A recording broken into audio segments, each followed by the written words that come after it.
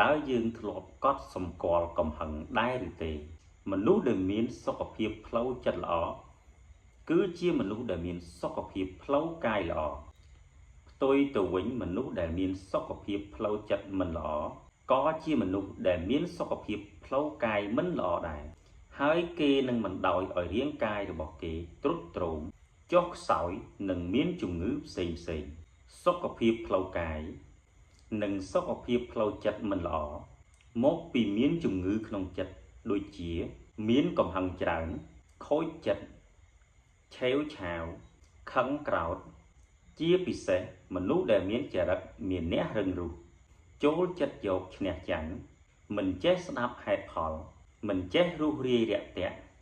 និងឆាប់ខឹងក្រេវក្រោធកំហឹងគឺជាមេរោគក្នុងចិត្តមួយដែលធ្វើឲ្យចិត្តមិនស្រួលនិងអារម្មណ៍មិនល្អហើយអាចនាំឲ្យកើតជំងឺផ្សេងមកលើរាងកាយរបស់យើងពីព្រោះវាជំរុញឲ្យរាងកាយផលិតអរម៉ូន stress ជាច្រើនដែលអាចបណ្ដាលឲ្យស្ទះសរសៃលំហូរឈាម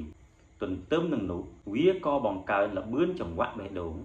បង្កើនសម្ពាធឈាមកម្រិតជាតិស្ករនិងខ្លាញ់នៅក្នុងចរន្តឈាមធ្វើឲ្យឈាមកកស្ទះដែលអាចបង្កឲ្យកើតជំងឺបេះដូងហើយអាចស្លាប់បាននៅពេលណាមួយជាធម្មតាកំហឹងតែងកើតមានលើមនុស្សគ្រប់គ្នាដោយសារតែគេជួបរឿងរ៉ាវមិនពេញចិត្តផ្សេងដូចជាជួបមនុស្សដែលធ្វើឲ្យគេមិនសប្បាយចិត្តឬមិនបានដូចអ្វីដែលខ្លួនចង់បានឬក៏ត្រូវគេប្រមាថមើលងាយត្រូវគេស្ដីបន្ទោសត្រូវគេនិយាយដើមហើយទាំងអស់នេះនឹងជំរុញឲ្យចិត្តរបស់យើងរំជើបរំជួលនិងលោតញាប់ញ័រហើយបង្កើតទៅជាកំហឹងនេះនរណាក៏អាចកើតមានដែរមិនអាចជៀសផុតនោះទេពីព្រោះយើងជាមនុស្សសាមញ្ញប៉ុន្តែបើយើងចេះអប់រំនិងគ្រប់គ្រងចិត្តយើងអាចគ្រប់គ្រងនិងយកឈ្នះកំហឹងបានហើយនឹងធ្វើឲ្យវាថយចុះបន្តិចម្ដងរហូតរលត់បាត់តែម្ដងផ្ទុយទៅវិញបើសិនជាយើងមិនធ្លាប់ស្ដាប់ធម៌និងមិនធ្លាប់អប់រំចិត្តទេ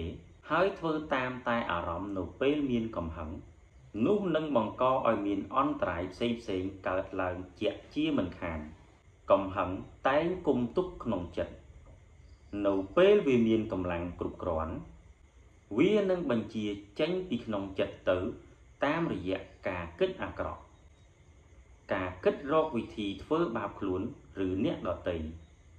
ដូចជាប្រើពាក្យសម្ដីអាក្រក់ស្ដីថាឲ្យគេជេរប្រតិចនិយាយប្រមាថមើលងាយនិងទង្វើអាក្រក់រហូតដល់មានការវាយតប់ទាត់ធាក់ជាដើមទាំងអស់នេះគឺជាសញ្ញាឬជាផលនៃកំហឹងទាំងអស់ពីព្រោះភ្លើងកំហឹងវាបានឆេះនៅក្នុងចិត្តហើយវាបញ្ជាចេញតាមរយៈផ្លូវចិត្តផ្លូវកាយនិងផ្លូវវិជ្ជាដែលធ្វើឲ្យប៉ះពាល់ខ្លួនឯងខ្លាំងជាងគេនិងអ្នកពាក់ព័ន្ធផ្សេងទៀតទោះបីជាយ៉ាងណាក៏ដោយនៅពេលដែលមានកំហឹងកើតឡើងយើងត្រូវរកវិធីបន្ធូរបន្ថយ